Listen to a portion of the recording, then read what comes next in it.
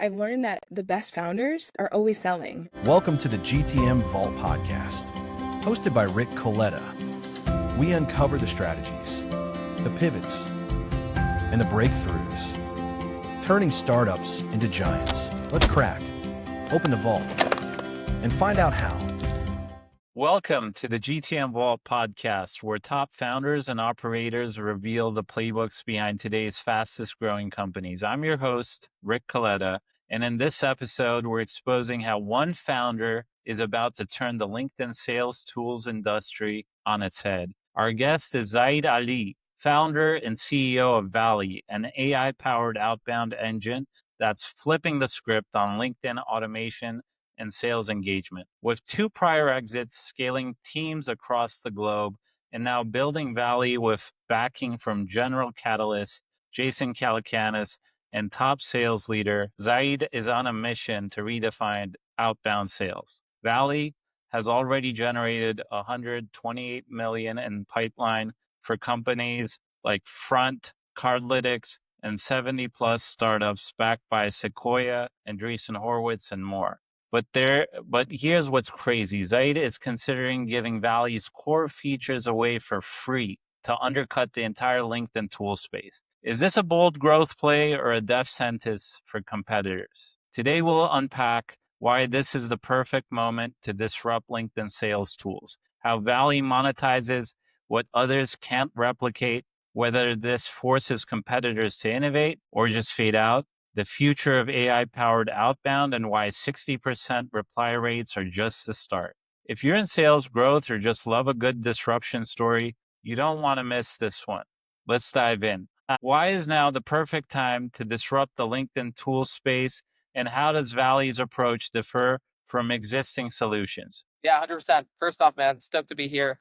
So a couple things. So my background is in LinkedIn automation. Prior to founding Valley, exited two LinkedIn appointment setting agencies. Now, with those companies, we use tools like Zopto, Dripify, WowXC, DuckSoup, HeyReach, you name it, all of them. We use all of them under the sun. They all worked somewhat well, but really they all did the same thing, right? There was pretty much 99% feature overlap with them. It allowed you to send templated messaging, hi, first name, I saw you work at company name. It allowed you to manage multiple accounts. It allowed you to sort of see a unit inbox. They all really have the same features. So when I think about this next wave of go-to-market tooling, you're moving from these templated messages. Everybody paid for those things, right? That provided a lot of value to people. But now you're moving to personalization, you're moving to research, you're moving to agentic messaging, you're moving to signal-based messaging. And so this initial commodity that people loved, people are still paying for. You now have people on the bleeding edge who are purchasing tools like Valley who want to improve their LinkedIn outreach. But the mass of the market is still sitting here and sort of in terms of the bell curve of the adopter curve, they're still sitting with your old tooling. So the idea here was, well, why don't we just give that away for free? We can do all of that, right? There's a couple core reasons here. One, we have the ability to power these features.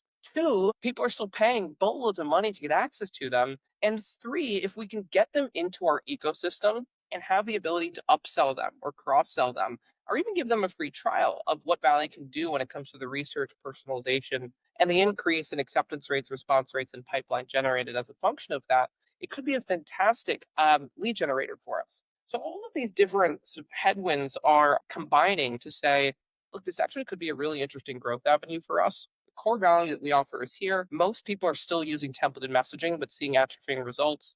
What if we could just offer that for free and then upsell them to the good stuff? So yeah, that's why I think the timing makes a lot of sense. No one's really doing it. And I think somebody will. You mentioned flipping the space on its head. What's fundamentally broken about how LinkedIn automation tools operate today? Yeah, so if you look at the vast majority of tools, I'd say, again, 90% of them, they've been around for nearly a decade, right? Look at Zopto, Expandy, DuckSoup, WellXC, even Lemlist, right? These guys have been around for a really long time. Now, kudos to them. They've got longevity. They've got amazing tools that people love. The issue is that the innovation is really lacked. The core of what they brought to the space, they brought 8-9 years ago. And they may have innovated on the margins, but what are we really doing here with LinkedIn automation tooling?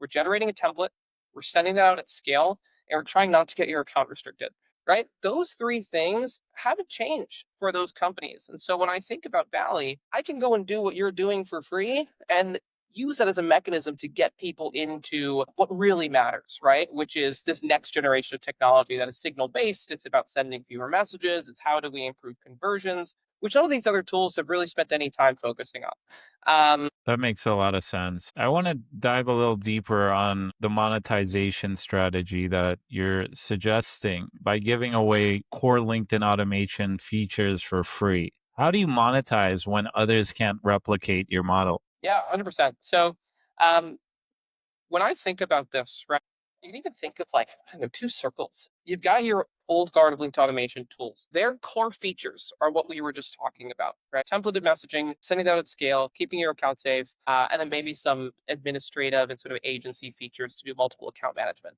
That's their core. For Valley, that's an ancillary piece of what we do, right? It sits right over here. There's like this overlapping sliver between us and the old guard linked automation tools. Again, the core here, let's give that away for free. Everybody who's spending between $500 and $50,000 a month on tools like HeyReach and Zopto could do the exact same thing with us for free. Now, when it comes to monetizing, it's what does Valley offer on top of what a HeyReach, a Zopto, or Expanded does today, right? And that's really where we spent all of our investor money. That's where we spent all of our development energy. That's where I spent all my time in terms of the product side.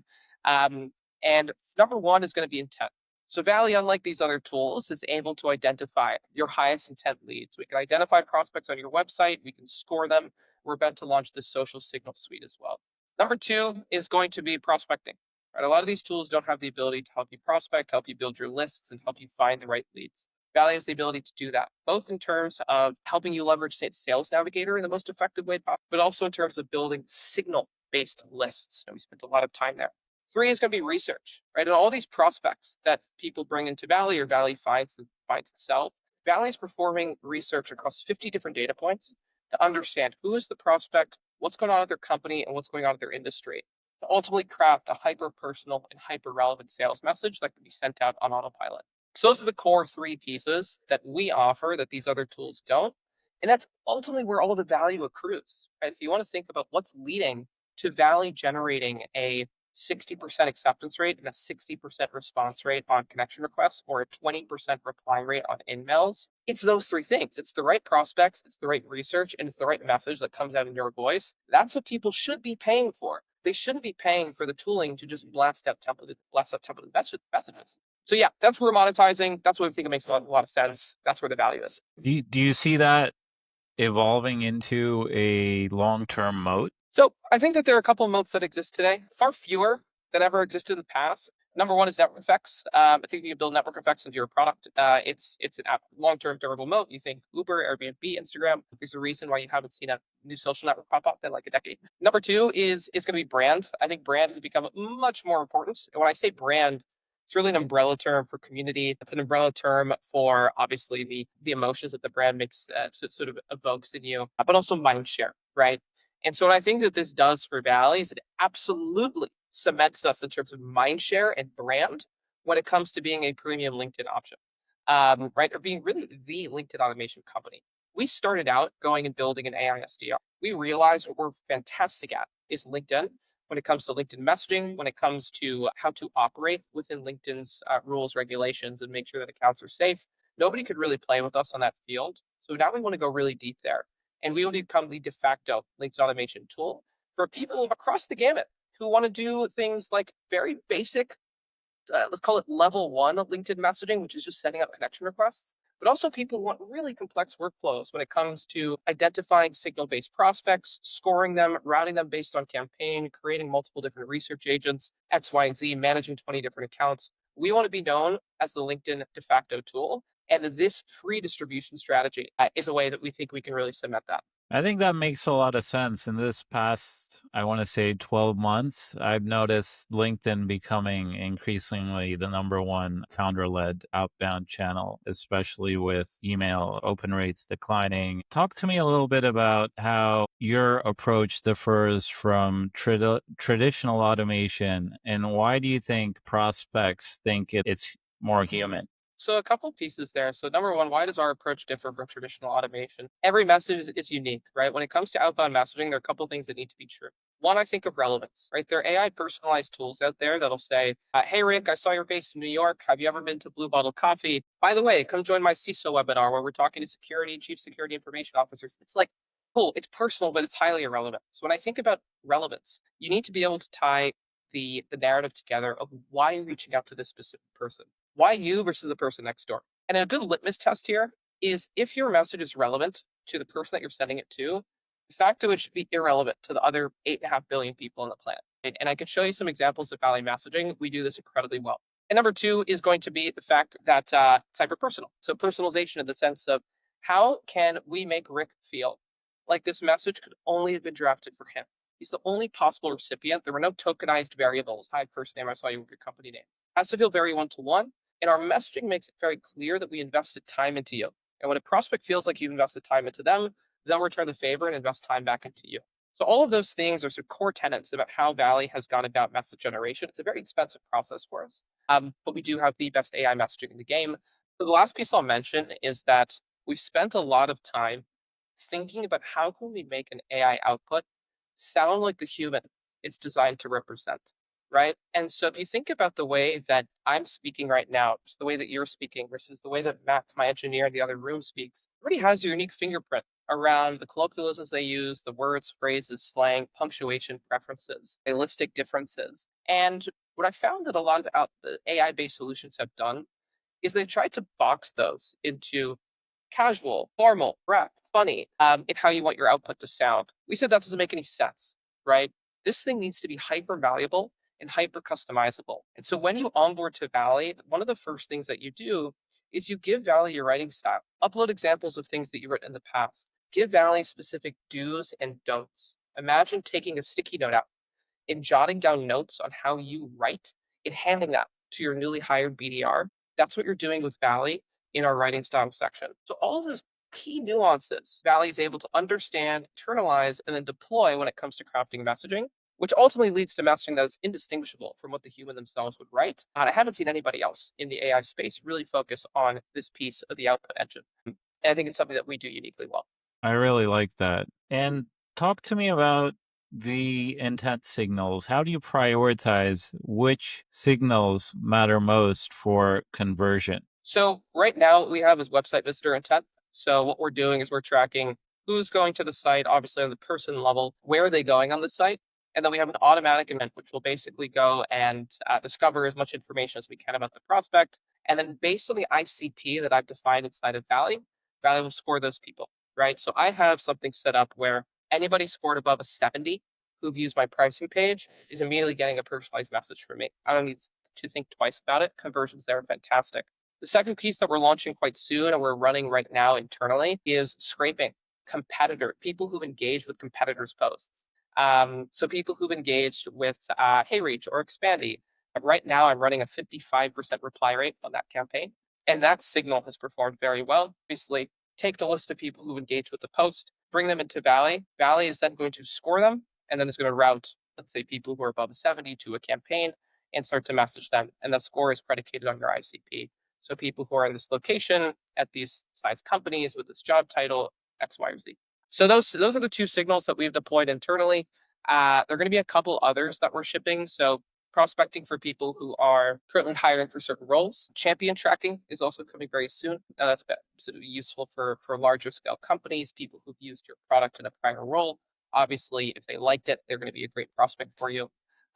Companies who have recently hired for sort of their first role in a department, right? So you can look at companies who have hired their first marketer, their first PM, their first sales hire, right? That's obviously a great signal that they're looking to extend the tech stack. So those are just a couple that have been really useful for us in terms of internal testing that we're going to be rolling out to our customers soon. And then also any social signals, right? If you think about Tricify, you're going to be seeing a lot of those inside of Valley as well. So for example, following certain people. So let's say that you have influencers, B2B influencers in your space who talk about the topic, let's say marketing, product, or sales. What Valley can do is follow those people, take the people who are engaging with their posts, and again, score them and then route them to a campaign based on that prospect score and how you want to message them. So yeah, a mouthful, but a lot coming. I love that the Valley engine could be working while asleep. I want to talk a little bit about, we first connected, I want to say 2 years ago, when you were just getting Valley started, gaining some momentum, had raised some money from top investors. I'd like to get a better understanding of how do your investors feel about the pivot that you guys have made over the course of this venture? Yeah, I wouldn't even say that it was. I would say that we pivoted. All we've done is really take the aperture of where we want it to go, and instead of having it go from here, it's now down here. Right? We're really focused on where we can dial in our energy. It's like, yeah, the sun could beat down on the earth, and it will never boil a pot of water. But you put a magnifying glass on it, and suddenly it's a very focused energy. I think that's what we've done over the course of our sort of gestation of the past 2 years. Started off as a very broad base. How do we go and book appointments on autopilot? Very quickly realizing that that is a trying challenge. AI wasn't quite there with GPT 3.5. Figuring out how you can chain these prompts together. It was just very, very early days. What we realized again is sort of key insights. Why are people buying Valley? Why are people staying with Valley? Why is our retention sort of top decile in the AI SDR space? Well, it's because we do one thing really, really well, which is LinkedIn, right? Now, obviously, under that umbrella term of LinkedIn, it means you need to do research really well. You need to have incredible messaging. You need to understand how to structure those messages in under 300 characters for connection requests and then follow-ups and all sorts of nuances there. But we do that uniquely well. So yeah, investors have taken well to that focus, the precision, and obviously once you sort of conquer this first space, you can obviously start to replicate that success and start to expand your roadmap from there. But so your first couple million in ARR, it's really going to be about focus. Who's the right customer? What's the right first product? There's really no such thing as a product that is too narrow to get to 1 million, 2 million, 3 million ARR. It's a big world out there, a lot of customers, and you can build something very specific for 1, 2, 3 people, find 100 more people like them, and then start to expand from there. It sounds like you're making the job of the BDR or even founder led growth a lot more efficient, a lot more effective. How do you balance scaling a free product while ensuring sustainable revenue from premium features? Like, I think what we're doing is very similar to what HubSpot did. It's funny. Like, I just put this post out yesterday of like, hey, LinkedIn, I'm thinking about doing this thing, and then people were got very, very divisive in the comments. Take HubSpot, right? HubSpot. When HubSpot started, there were a lot of CRMs out there, right? There were paid products that allowed you to sort of understand where your prospects were in the funnel and help them follow up and manage the sales cycle better. What HubSpot said was, I'm just going to give that away for free, right? Let's just do that for free. And what we can do is then layer on additional tooling very quickly, right? In terms of this could be nurturing sequences, marketing sequences, and really HubSpot's whole suite of tools. So what they could say is, look, we have this incredible retention. We've got an incredible NRR story. We're able to cross-sell and upsell with ease because we've built this suite of products around this core value. Essentially did was give away a free tool, just like people use these lead magnet free tools, but they're very lightweight tools. They treat them like toys. Why not build a free tool that in the market today is accruing tens of millions of dollars in revenue? So you know it's a pain point that people will pay for. You know that there's something valuable there, and you're saying, hey, I'm going to give it away for free. It's the same thing as the whole concept that Gong pioneered, which was create content that people would pay for and then give it away for free, right? The next gestation of that, or next evolution of that, is build a product people would pay for and give it away for free. Use that to build your foundation, use that to build your brand, your mind share, which again, these are defensible things, and then go and build an NRR story through cross sells, upsells with premium. So, anyways, that's the monetization path. It's not something novel. I just think people are. Haven't been thinking about the HubSpot story in the way that we are. I don't think people are thinking about this idea of what distribution looks like in 2025 in the way that we are. Do you see LinkedIn cracking down on automation tools, and how does Valley mitigate those risks? So, it's an interesting question. Show me the incentive, and I'll show you the outcome. Right? I think LinkedIn is quite incentivized to keep automation tools alive and well. They've had 10 years, 12 years to go and figure out how to get rid of them, and they haven't. My idea is that if they haven't already, why not? And think about the amount of sales navigator revenue that automation tools bring them, people who use automation tools. And then second, if they were going to crack down on sort of automated messaging, where are they going to start? I think they're going to start with your Zapdos, Expandies, your Walaxies, your DuckSoups, right? they're not going to start with a tool that is able to send incredibly personal messages that people love receiving. LinkedIn knows that the ground truth that we're coming from today is not everybody sending handwritten letters to one another. The ground truth that we're coming from today is people sending really crap messages with spammy, bogus offers. And Valley is the antithesis to that, right? Valley is the company that is trying to figure out how can we build an outbound tool to send less outbound, not more, right? All the sales tools that have come before us have been built for the seller. How can we build for the buyer experience? How can we build for a world where we could send 20 messages and book 2 meetings or book 10 meetings? It's a sales tool that is built for the member experience. That's a sales tool that's built for members first, which is LinkedIn's ethos. So anyways, I would look at it in 2 vectors, right? If they haven't already, why not? And what incentives do they have to keep the automated messaging game alive? And I think that anybody can run down that rabbit hole and pull out some answers. What's the biggest misconception about AI and outbound sales today? That the loudest people gets to define what the future looks like for AI and outbound sales. I think that's a broad misconception. I think there are a lot of very loud tools out there, specifically in the AI SDR space that people have heard of. Again, they're divisive. They bring sort of opinionated actors to the conversation, but they don't get to define. They're not the arbiters of what AI and outbound should be, or can be, or will be. I think that ultimately everybody is chasing towards this ultimate goal of how do you get the right message to the right person at the right time. And a lot of your loudest actors are not building in a way that is accretive to that future, accretive to that vision.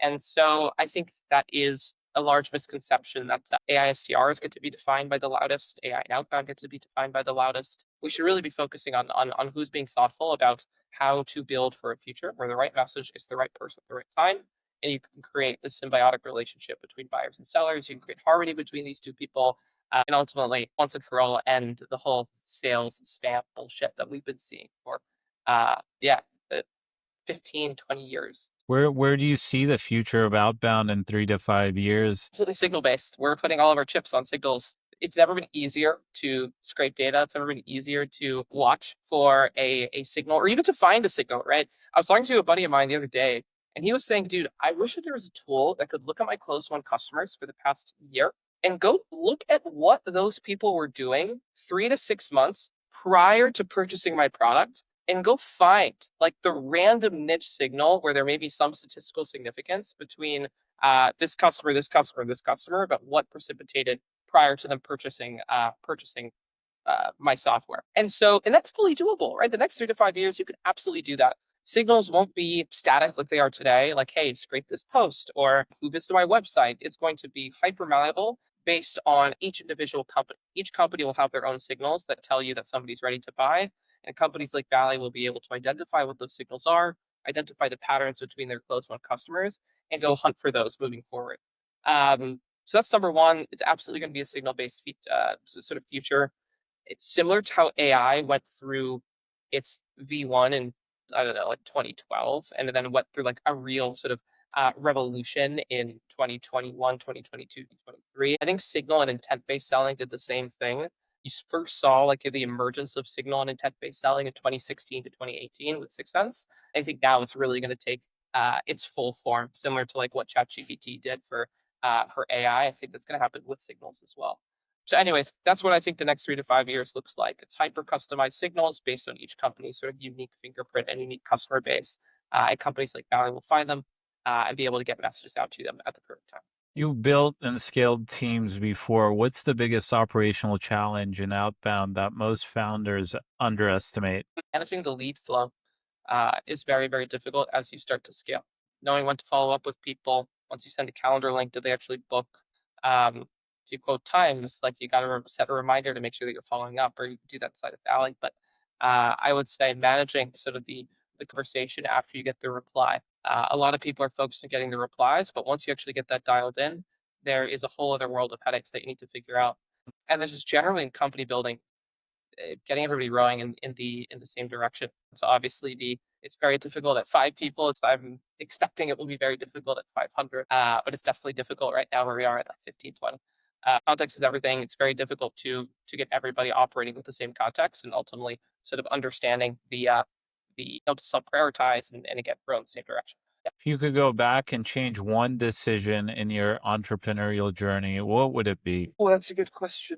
I would not have transitioned systems with Valley, we've gone through three versions: a V1, a V2, and a V3. All of those have represented sort of these clean slates, right? And it's become sort of known to me now as something called the second system problem. So we built a V1, right? This was our MVP, bootstrap, duct tape. By no means something that's scalable. What we then did was transition to a V2, which was clean code base, brand new, trying to rebuild everything we did in V1, but using best practices, using better technologies, etc.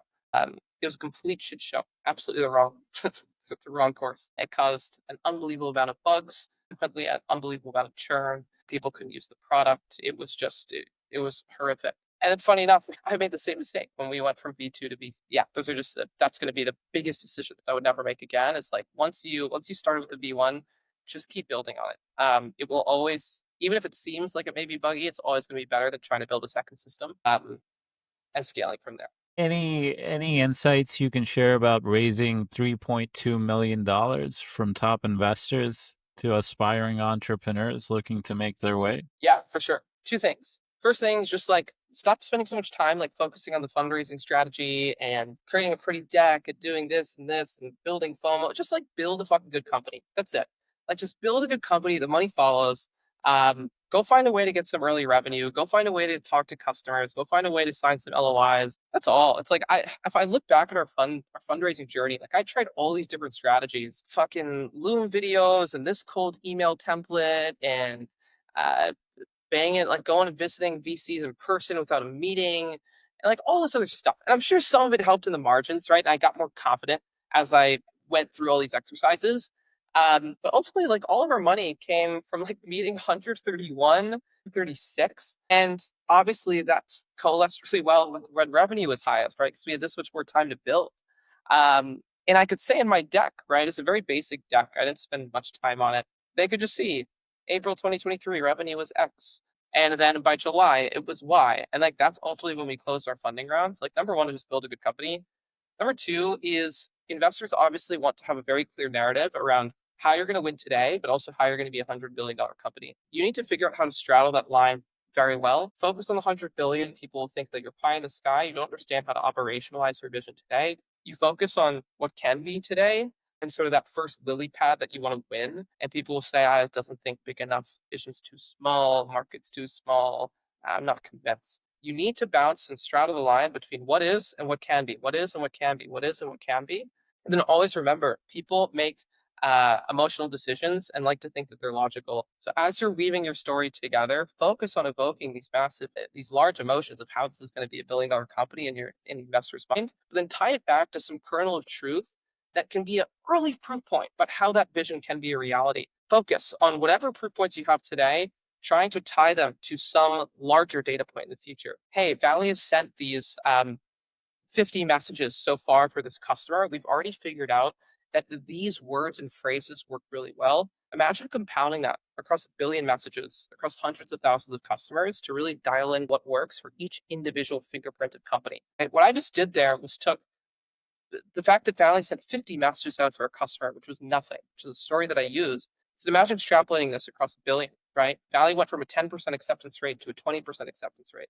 Imagine what this looks like compounded over time. What does that flywheel mean for the future of sales if we can do this correctly? And then final piece of advice is a lot of times you need to answer questions that really don't matter. Answer them how like the investor wants you to answer them. A lot of them where like, yes, they kind of matter, but there are a lot that just don't.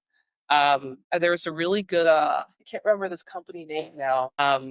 It wasn't Replit. It was, I'll find the name. It was some in-app or analytics tool that went through YC. It was Mixpanel and Amplitude. I think Mixpanel was the big one at the time, and then Amplitude came out. And like investors just wanted to know how they were different. And really all Amplitude did, they were just cheaper. Like, that was it. But you can't go tell an investor like our distribution strategy and our differentiators that were cheaper, you're gonna get steamrolled.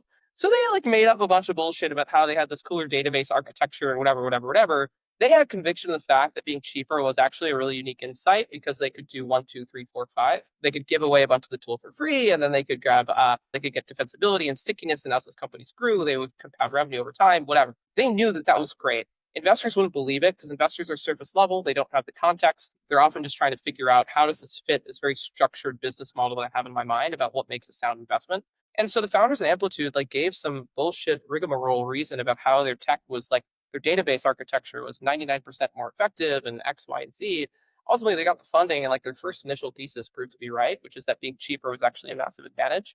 So sometimes you just got to play the game, right? And it doesn't need to always pan out, but be a sound bet, right? Make it seem like you're a sound bet and say things that logically could be true. But obviously, when it comes to the business, the facts, the fundamentals about what you've done so far, be 100% truthful. That's a wrap on an insane conversation with Zayd Ali. If you took one thing away from this episode, it should be this: outbound sales is being reinvented, and Valley is leading the charge with AI, signals, and a freemium model that could reshape the entire space. If you enjoyed this episode, make sure to subscribe, leave a review, and share it with someone who's tired of spammy LinkedIn automation. For more insights on GTM strategies, follow us on YouTube at GTM Vault and check out our GTM Vault newsletter on Substack.